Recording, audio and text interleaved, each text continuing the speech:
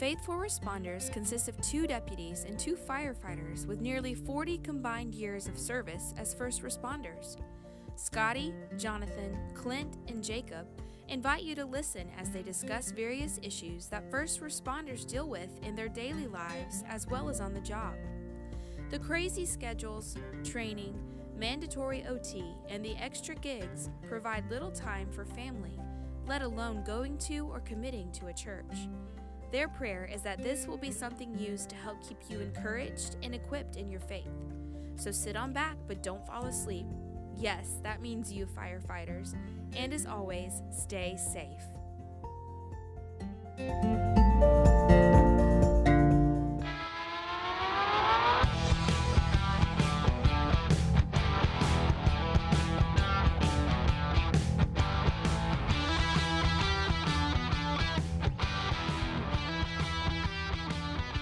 Hey guys, this is Scotty here with Faithful Responders, and we just want to start off this next podcast with another testimony from one of our guys, Clint. I think that y'all are going to get a lot out of this, and I'm really excited to hear what he has to say. It's going to be a lot of things that he's been leading up to, and I can't wait to hear what his testimony is, and looking really forward to it. So. With everybody ready, we'll let you get into it, Clint. Well, I'm afraid I may have built it up a little bit too much. Nah. Just something to be excited about.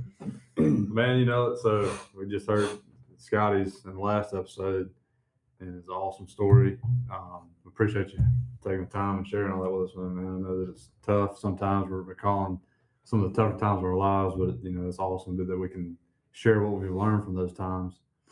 And I know that, like, at the beginning of that one, I read a little bit about what a testimony is, and kind of not to take too much time on that, but, we're just telling the story of how somebody becomes a Christian, and it kind of refers to an event in their life where God did something that we thought was worth sharing.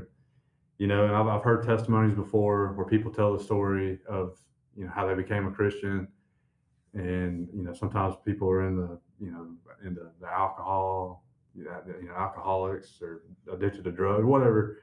They get pulled from, the deepest, darkest place, and then they find Jesus and then turn their life around. Well, I don't necessarily have that initially when I was, first baptized. It was kind of boring, and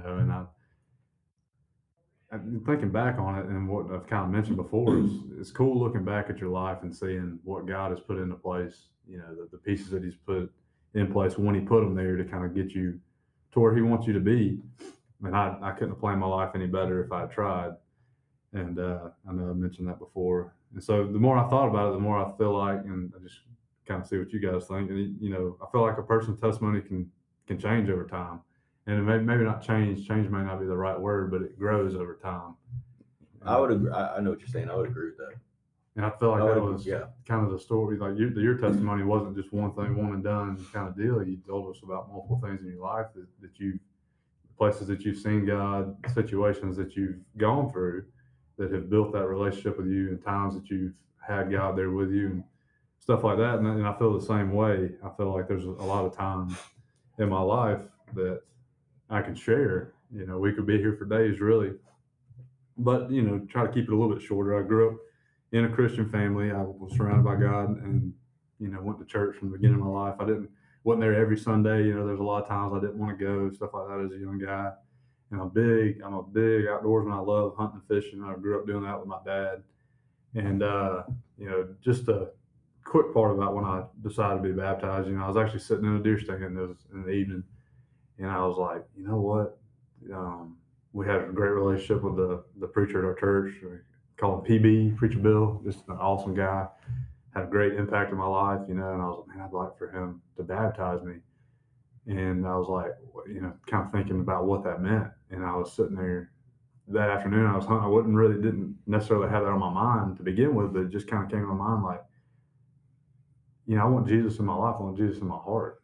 And it was almost, I start thinking about that, and I had my eyes closed at one point. I look up, and as the sun was setting, it was the most beautiful sunset to this day that I've ever seen. I just cried like a baby sitting in the deer stand all by myself. It was just a cool moment for me because, like, it was the time that I accepted Jesus into my heart. And then life goes on. I never really went through, didn't really lose anybody close to me, like what Scotty shared for a long time. I had kind of a easy road, if you will. And I unfortunately let that easy road I kind of got away from God. I felt like at times there was times I knew about him more than I knew him. I didn't have that relationship with him. Even though I felt like I was saved, maybe I was looking at things the wrong way. And it took kind of a low spot in my life to kind of jog my memory, if you will, like, hey, you know where you're supposed to be, you know where your heart's supposed to be, you know who's here for you. And so that's where I was gonna kind of talk about. And I kind of went back and forth on whether I was going to share any details about this story, but I think that I will. I haven't told many people this story, but it relates to my career and, with, people that are first responders, the kind of stuff that we see. It kind of led me into a low point. Just little things in life that were happening, financial troubles here and there, little small things that kind of got me down a little bit, I guess, and I didn't really realize it. But it was almost like a cumulative thing that led up to me, without even realizing it, getting to a pretty low spot in my life and getting pretty far from God. And, at this time in my life, my relationship with God was almost non-existent, which I hate to admit that because, if you'd asked me then, I would say, yeah, I'm a Christian and I believe in God, but I didn't really have that relationship. And how old would you say were you? I was married by then. I already had met you. I was already working full time with the fire department. I was probably 23-ish, because I hadn't been married long. I got married when I was 22. Yeah. And so I hadn't been married long, and still pretty young. I thought I had a pretty good handle on my life and was going in the right direction. But like we were talking about earlier, and not on the podcast, we were talking about Satan being the great deceiver, and he used some little things in my life to really further me from God, and I didn't even realize it. But the biggest, the turning point for me was I was on shift. We got dispatched to a cardiac arrest. We get there as a young lady. I think she was about 32, and nothing really crazy about it. We unfortunately run stuff like that somewhat regularly. Maybe not quite that young, but even we've seen younger. And so it wasn't necessarily something that was out of the norm for me, but something that was kind of unique about this one. It was a husband and a wife who hadn't been married terribly long, and they had gotten into a big argument the night before, and the husband had gone downstairs and slept on the couch. And so he got up the next morning and she hadn't come downstairs, and I guess it was getting closer to lunchtime. He finally was like, I need to go check on her, and found her dead upstairs. Well, we got there, and unfortunately she was too far gone. There was nothing that we could do for her. And as you guys know, that's not an uncommon situation for us to be in. Somebody passes overnight, whatever the cause may be, and they don't get found for hours. And then at that point, there's nothing that we can do for them. And I was coming back down the stairs. I made it up the stairs just soon enough. I was carrying equipment upstairs, because we were prepared to, begin CPR and do whatever we needed to do. But unfortunately, we didn't need it in that situation. So I turned around and was going back down the stairs, and I'll never forget it. I was the third guy in line carrying our oxygen bag, and the husband was sitting on the couch with his head buried in his hands, looking down, and he looked up as we come down the stairs. I'm sure he could hear us come down the stairs, and the first guy passed, the second guy passed, and I was the third guy in line. And he said, "What, you guys are leaving?" And at the time, there's been times before I felt awkward in that situation, and I try to avoid that situation because of it's an awkward thing. It's hard to tell somebody that, and kind of find out about Scotty having to tell people that I can't imagine doing that with somebody that I knew, let alone somebody that I've never met before. I was trying to avoid that situation, and I pretty much just left it at, sorry, man, she's too far gone. There's nothing we can do. Just trying to, I wish I could go back and do that over, but then that kind of gets into my story later. But I kind of played it off like it was not much, and we're talking about his wife's life here. So we go about our day, we leave, go about our day like nothing is different, nothing felt weird about that call to me. Well, the next morning, one of my good buddies that I went through recruit school with, somebody that I've got a relationship with, he's on the shift following me. So he comes in the morning. He was my relief the next morning.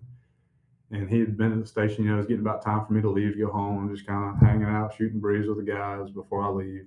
And he gets a phone call from his wife. And he had worked overtime the day before.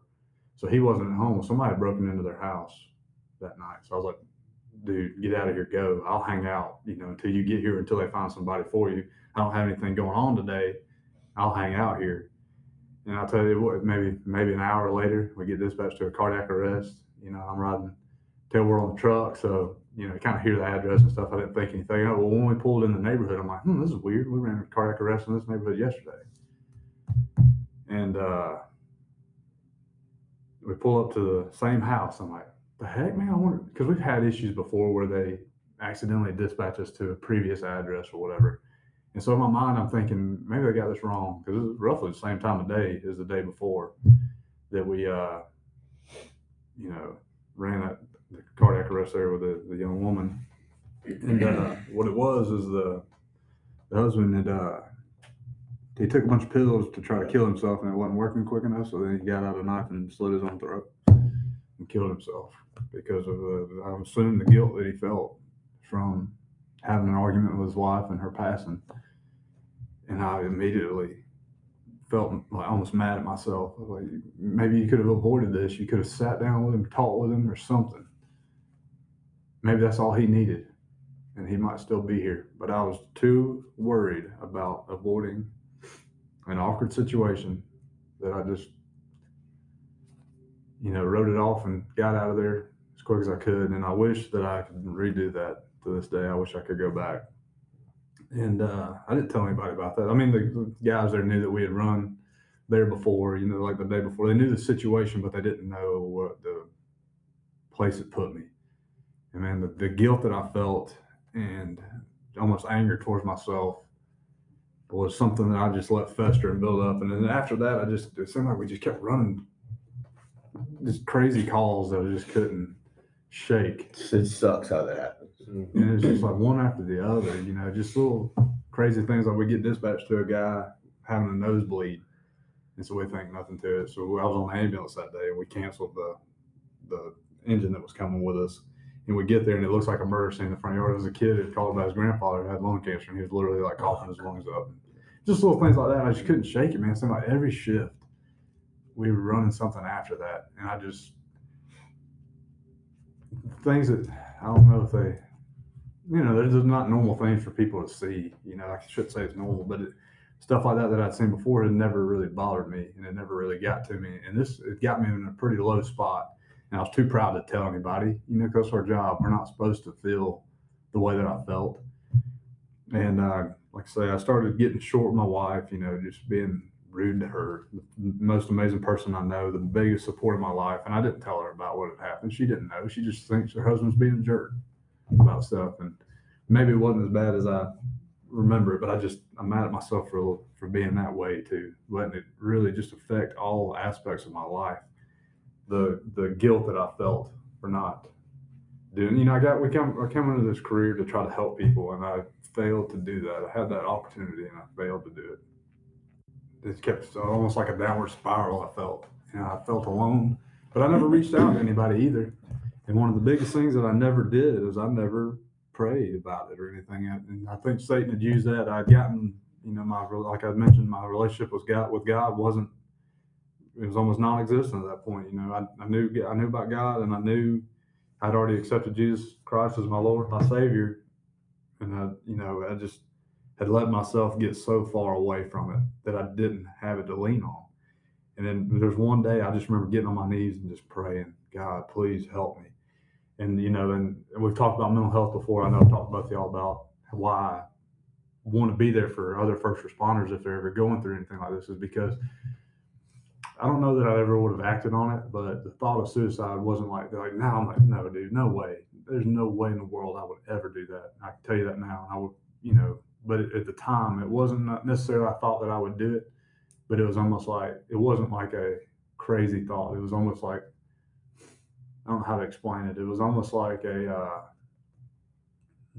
backup plan that was there. Like, it wasn't out of the possibility of being something that I could do. And I hate that I got to that point because it was so easily avoided. I have a lot of great people around me. God has put so many wonderful people in my life that all I had to do was talk to somebody, or even just talk to Him. It's as simple as that.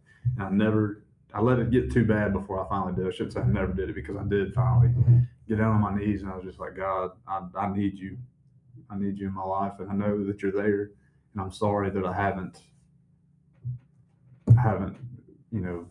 been doing what I need to be doing. I know better, and I just let this guilt, compound, and now I feel guilty that I haven't had this relationship. But as soon as I got on my knees and started praying, I felt this peace that I can't really put into words, that just kind of came over me, and I just felt okay.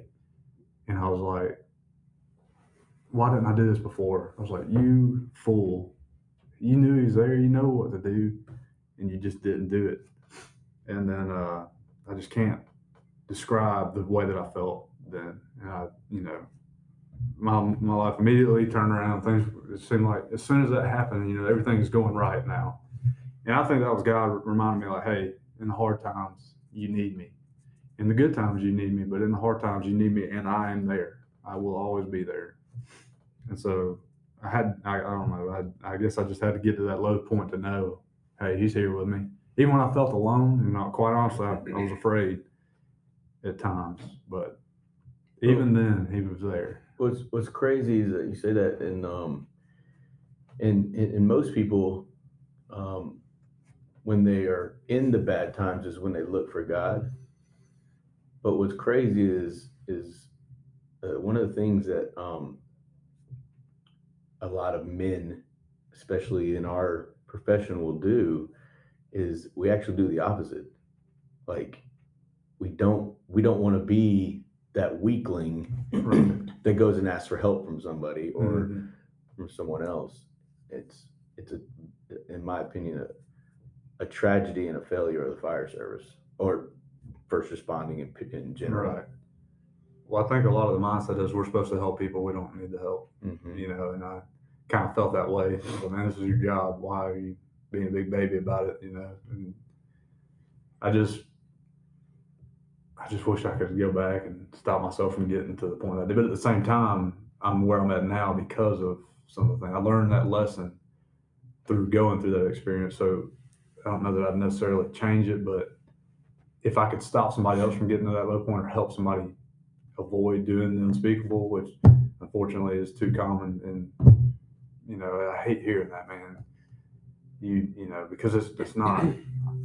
I kind of feel where they came from. I never got to the point where I thought I was going to act on it, like I said, but it just almost felt like not necessarily a foreign thought, but just, I don't know. It's hard to explain, but so I didn't come from exactly where those guys are, but I think I was headed that way, and it's kind of scary. But at the same time, I want to use that to help someone else stop. I want them to. I don't want them to feel like that's their way out, because it's not the way out. And through all this, I kind of let myself fall into the enemy's trap. We talked about Satan being the great deceiver. He had me fooled. He had me right where he wanted me. And this is the best way that I can explain from this is just through my life, put my trust in God. He has given me fulfillment and a purpose and joy. And I'm not perfect. I still mess up all the time, but God loves me despite all of my flaws and my imperfections. And all the things that I was pursuing before continue to let me down, but God never has.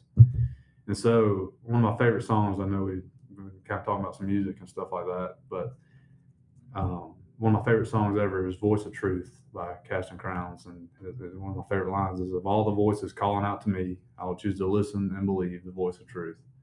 So that to me is huge. It's like, man, I was listening to the wrong voices for a while in my life, and I let myself go down a road that I don't care to really talk about, just because I'm almost ashamed that I let myself, get as far as I did, but it's a good lesson to learn. And I hope that if anybody's listening and they've never heard that song, listen to it and just listen to the words. And, different songs will speak to different people differently, but that one really spoke to me. I know the right voice to listen to. I've got to discipline myself to listen to the voice of truth. And I just want to remind people that failure is not the end of the road.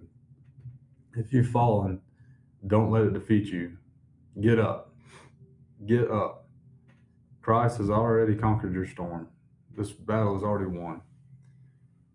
God wants to use flawed and forgiven people to teach about Jesus. And I think that's where I come in, because I'm just as flawed as they come, but I'm also forgiven. And like I mentioned, Jesus has already conquered the storm. Why am I fighting this? It doesn't need to be fought this way, because it's already won. He's already paid the price for my sins. I am bought by the blood of the Lamb, and that's a pretty great feeling. And I would love for other people to experience that too. I'm proud of what God has done in my life and what He does for me. And I just would love to tell everybody about how awesome it is to have that.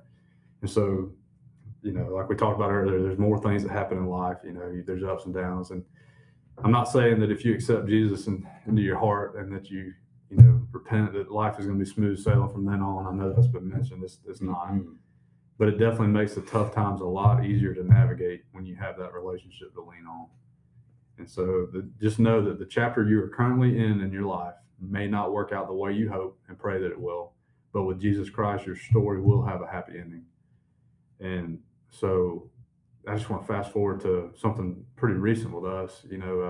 My son, Rhett, is almost 4 months old now, and he's doing great. But so with the pregnancy, I remember we went to one of her appointments, and they did the ultrasound, and it was quick. So the lady doing the ultrasound, they normally, I remember with my daughter, my first child, if she wasn't in the right, she wasn't cooperating, she'd have my wife stand up, maybe walk around a little bit, sit back down, try to get some good pictures. Well, I just remember my son, he wasn't quite angled right, but she didn't seem concerned about it. She only took a couple pictures and was pretty much done. I was like, it's kind of whatever. Well, maybe we'll get it next time. Didn't think anything about it. But my wife had, I guess her mom sense was tingling, and we get in the room. So they always do the ultrasound, and they take you to the room, and the doctor comes in. So we have a few minutes by ourselves before the doctor comes in and speak with us. And she told me, she's like, something ain't right. I'm like, what do you mean? I was like, why do you say that? She's like, well, I saw the nurse whispering to the tech that did the ultrasound, and I just, something's not right. They were too quick. They didn't have me move around. There's something that's not right. And I was like, Carrie, you're just being paranoid. Just calm down. The doctor coming here in a minute, and I kind of played it off as nothing. Well, the doctor came in, and one of the first things she said is, I'm so sorry. We're like, that's not what you want to hear from your doctor when they walk in. No. And our son had an excess of fluid that had built up on his abdomen. They called it ascites. And they didn't know where it was coming from. So then they referred us to a specialist to go, continue through testing and stuff, try to figure out where it was coming from. And I just felt like the doctor wasn't telling us something.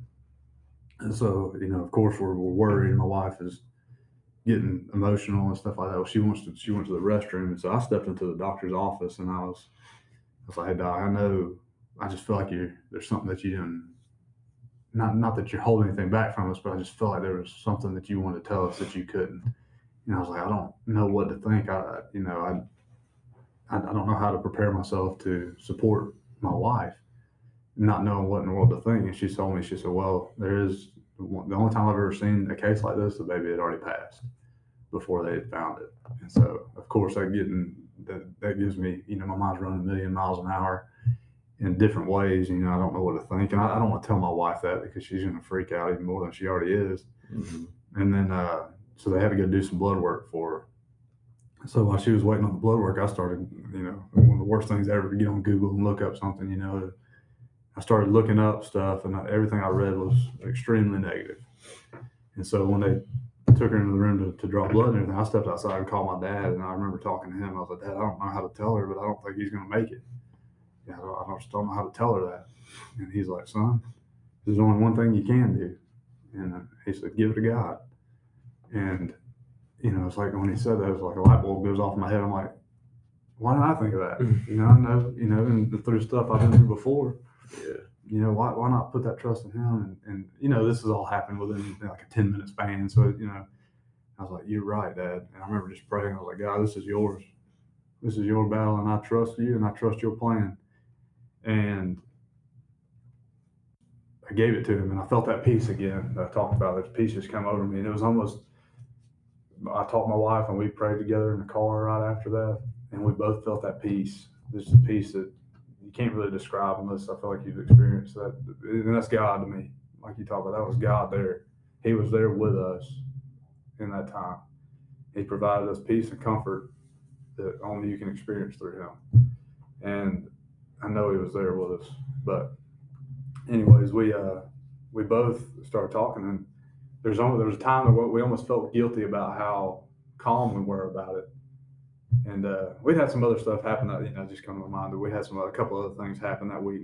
We all had the flu, just and it kicked our tails, and my daughter had a febrile seizure with the flu and stuff like that. It just seemed like everything was rolling downhill again, and we were able to stop that ball where it was, and we put our trust in God, and we just trusted Him with it, and we just completely surrendered to Him, and we felt almost guilty about how calm we were about it. Like maybe we should be more worried. And there was more times, we'd get news and it would worry us. We started going to specialists, and he was big on there's a lot of babies that when you come back, he's preparing us for, hey, there's a good chance you could come back next week and there won't be a heartbeat. He's like, it's a very real possibility with what we're seeing. And we don't know where this is coming from. We don't know what's going on. This is a very real possibility. And and it freaked my wife out bad. So we had the up and down with it, but our trust was always in God. We'd have to come back to it sometimes. I have to kind of almost remind ourselves, like, hey, are we trusting Him or not? We got either way, however this comes out, God is good, and He's done so much good in our lives to the point to where, it's like, how do we not trust Him? He's never failed us. And so, and like it goes back to say, there's not always going to be a happy ending to the story, but God is always there with you. And so that kind of brings me to another song that I'd like to mention. And it's another Casting Crowns songs, but it's Praise You in the Storm. And that song came to my mind. And I was like, God, I am going to praise you in this storm. And I want to, because you are so good. I would be a fool to forget all the good that you've done for me. I'd be a fool to just throw that out and to completely worry and not trust you. I said, you've proven time and time again that you are trustworthy. And I am going to praise you in this storm, no matter the outcome. And I prayed, I was like, God, please help me to have the strength to continue to praise you, even if this doesn't turn out the way that I hope that it does. I prayed for this boy, and we called on the prayer warriors, and I believe in the power of prayer. And like I say, we all know, all of us know that just because you pray for something to happen doesn't mean it's going to happen the way you want it. It's not always going to be the happy ending. Yeah.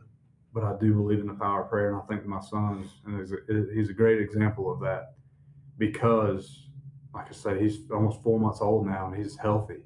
Doesn't have any issues. It's completely self-resolved. All the appointments that we went to, they never could tell us where it came from, but it's gone now. And I may be a little biased, but I think he's the most handsome young man I've ever seen. And it just to me, that's just such a huge testament to, if you're willing to lean on God and trust Him, all the wonderful things He can do. But don't be discouraged if it doesn't work out that way, because He's always good. And I prayed hard that He would help me to remember that if the times got tougher. And fortunately for us, they got nothing but better, really. We continue to get, not necessarily good news all the time, but not bad news either. He wasn't getting worse. He was necessarily, about the same. And it just, all of it ended out to be a happy ending for that. But I just wanted to share some of the lyrics from that song, just in case you're going through that hard time, and maybe it's not a happy ending, and the words that I want to share. And I'll praise you in the storm. I will lift my hands, for you are who you are, no matter where I am. And every tear I've cried, you hold in your hand. You never left my side. And though my heart is torn, I will praise you in the storm. And I think that those are some beautiful words if you've ever experienced anything like that. And even if you haven't, it's just find that love. He's willing to give you the love, and just accept it. You can't buy your salvation from the works that you do. Jesus Christ has already done that for us. He's already paid that price. Give your heart to him and have that relationship with him. I know you won't regret it. I never have. You know, he's done nothing but good for me. So I just want to kind of share one of my favorite, it is my favorite verse. It's Psalm 28:7. And it's, the Lord is my strength and my shield. My heart trusts in him and he helps me. My heart leaps for joy. And with my song, I praise him. And I hope that I can hold true to that no matter what trials and tribulations that we go through. I always want my heart to leap for joy, and I want to praise him through everything because he is good. He is my strength and my shield. And so that's, you know, can't express enough how grateful I am and how good our God is. He does so much for us. And I would be nowhere without him. I would be nothing.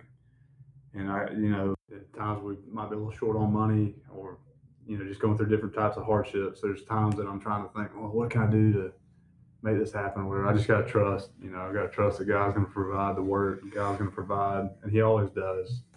So, like we said multiple times, just because, you have that relationship doesn't mean you're not going to have hard times. It just makes it so much easier to navigate those times.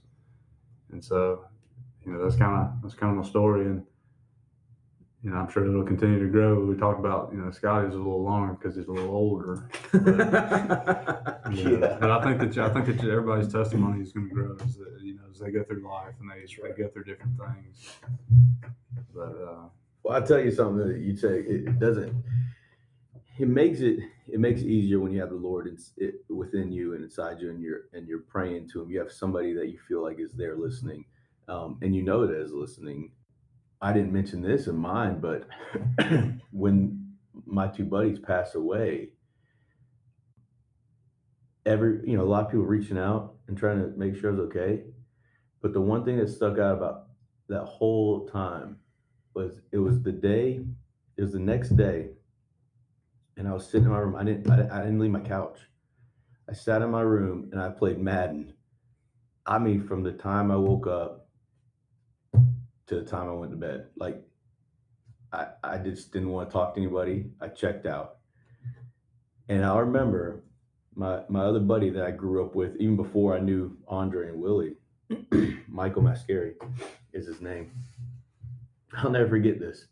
Everybody was saying, hey, I'm here for you. I'm talking to you. And that was wonderful and great.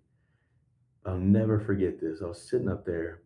He came up. I didn't see him much because he worked all the time. He still lived in Stone Mountain. I didn't see him that much. He knocks on the door. He opens the door. I look over and it's Michael. I'm like, hey, what's up? He didn't say one word. He goes, hey. He came in. He didn't say one word about Willie or Jeremy. He sat down. He picked up the remote control and he goes, who you getting? Like, to play a game. And I remember, like, he didn't say one word about anything. We sat down and we started playing Madden together. And I forgot about it. And it's what the Lord does for me whenever bad things happen, like, or when I'm looking for peace, like, it's just the fact that he's there. Yep. And that's what, when we talk about our problems that we have, like your situation, with that call, and we don't want to say nothing, but if we don't say anything, then no one will ever be there. Right. If we forget about God and then we forget about the people that God's put in our life, right, that's completely ignoring everything he's put in place. Then we feel alone. Right. But when we just talk to those people, even if they don't have advice, it's nothing that you can say. Right. When tragedy hits, there's nothing you can say that makes it better. Mm-hmm. It's just the fact that you're there. Yeah. Like, and that's how God makes me feel, in general, but especially in tragedy. Yeah. And the fact that he just, it's just crazy because I had all these people, and he just sat down, we played a game. Mm-hmm. That's a God thing to me. God knew that's what you needed in that time, and he provided somebody there for you that cared about you. And like you said, man, that's just awesome. He works in so many ways. It's something simple as just the people that we have in our lives. See, the devil has control of this world. He has control of the things that happen. Not everything, obviously, but part of his sin was being damned to this earth. Mm-hmm. Like eternal damnation to this earth and hell and blah blah. But the thing is that I don't think it was a coincidence. I don't believe in coincidences. There's not a coincidence that somebody broke into that guy's house the one night. Yeah. I mean, I've never had my house broken in. Well, Right. and when I lived in Stone Mountain as a kid, Right. Yeah. But of all the times, that morning, did that happen? There's a reason for that. Yes. It didn't just happen. Yeah. And you know how we always say, man, you ain't lying, man. When you're going through something hard or the bad things happen, especially on shift, it is like boom, boom, boom, Yeah, boom. it seemed like a lot of the times too, I'd have something that I was looking forward to. Like we had a guys trip that we were taking. A lot of the guys I work with had a trip planned. I was looking forward to that. The night before we ran kind of a messed up call. Just little things like that. It's just like, man, but it's almost stealing the little bit of joy that I was holding on to. Yeah. And that, you're right, dude. It's like and Satan's using that. He knows what he's doing. Yeah. Oh yeah, no, he's feeding off of that because that's all he's got. Right. Because he knows that you have God. You have a purpose. Right. And he's going to use what he can. There's a little yard work going on right now, if you can't hear that. But, Yeah, we aren't privileged to have all the foam on our walls to keep all the noise out. we have some donuts we could probably use to put them up against the window. You got enough ice and stick them on there to maybe block out some of the sound. But Jacob, he hated all of it.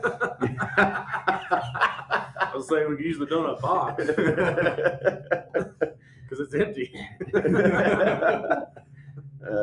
That's a police. I feel like I should say that he didn't actually eat all of them. We all partook. Yeah, we did. I'm not ashamed of eating a good donut. Not at all. Well, I thought that was good, man. I appreciate that, and I personally can relate a lot to that because I've been in certain calls like that before. I had a child drown on us once, and I'd never forget the moment I looked down. It was a 2-year-old girl on Thanksgiving evening at dinner. I'll never forget looking down, doing compressions on her, and I looked at her face, and I swear it was my daughter. I've heard people say that, and I haven't.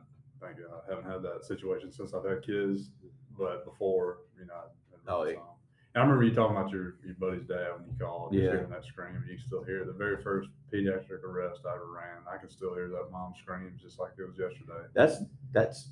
That is literally as hard as dealing with the death. It's almost actually worse because there's nothing that you can't watch a movie on Netflix or whatever that can recreate pure terror. Yes. Because that's the sound that when you hear it, that's something that you won't forget. It is. And it stays with you. It's like you can forget faces sometimes, you forget certain things sometimes. And it's hard. Yeah, even like you said, even with when you're on calls, people you don't even know. I've got that. I've got those same screams in my head, and I can't unhear them. Yeah, it's bad. It's tough. But you know what? They're talking about that with the brotherhood and help. When you see, especially in public service, but it should be in general. That same night when I was sitting there doing compression, I was a little girl. I looked down, I saw her face. There was a guy behind me. He was a medic. It wasn't his call. He wasn't on the ambulance. He reached over, and he didn't have kids at the time. And he grabbed me because he grabbed me and said, "I got this. You get out of the ambulance." And I didn't want to because you're also, man, you know how we are, man. Yeah, it's like, no. Right. I can fix this. I can do this. And that's another reason why it hurts so bad. You can, you're always like, you can do this, but he grabbed me and I got out of the ambulance because I didn't like it. Right. And he told me later, he's like, I could see it in your face. he's like, I knew it wasn't good. Right. And man, he looked out for me. Right. And that's what we have to do, not just in those terrible situations, but man, especially as an officer and people in your crew, you got to pay attention to that kind of stuff. That's right. Because you just never know what's festering. Yeah, that's right. Shoot, that goes with anybody that does any kind of job. If you know, like you as a young man, the story that you told, you didn't know wasn't anything that you did as a first responder, but you experienced that, you know, something that you've experienced time and time again since, you know, maybe in a different way. But, you know, people go through stuff like that all the time. And it doesn't matter what career you're in, you know, those kinds of things just stick with people. And you can't be afraid to talk to people about stuff. And, you know. Well, a lot of it goes to this is the fact that I say this a lot. I say this to people all the time. Our world, especially America, United States, and the society we live in, is a GSP society. Our society in America is built on greed, selfishness, and pride. And people don't. Their first thought is not to think of someone else; it's to think of themselves. Right. So when you think of yourself all the time, you don't see what else other people are going through. You don't pay attention to what other people are dealing with, and in turn, that gets too far sometimes to where by the time you do see it, it's too late. Mm-hmm. Your story reminded me of a time I ran out on my mom. I got so mad at her when I was in high school one day. I yelled at her, and I was so mad. I don't even know what it was about. I got so pissed. And I ran out of the house, jumped in my car, and took off. I came back that night. My dad worked morning watch at the time, and he was like, and so he had already left that morning. He got home that morning. I was still asleep. He woke me up. He sat on my bed, and he looked at me. He goes, "I'm gonna tell you something." He's like, "Don't you ever yell at your mom like that again and leave." He said, "I know you're gonna have your differences." He's like, "But you may leave, and you may never come back. But you also might leave. She might not be here when you get back." He said, "Don't you ever leave her without telling her you love her or saying that or fixing whatever you're yelling at, because you won't be able to live with that." And yeah, when I was listening to that story, man, like it's almost like I knew it was going to happen. Right. Like when you were telling it, I was like, I know what's going to happen here. Like, and it's just like one of those things, and I've never forgot that. Like, with my wife, she gonna be so mad at me because I'm telling you this, but she hangs up on me all the freaking time. And I tell her, "Babe, you don't hang up on me." I don't hang up on her. And when she hangs up on me, I'm like, "Oh no, she didn't." And I'll grab my phone up, I'll blow her phone up. Nope. Look, babe, you can be mad at me, but I love you. Bye. But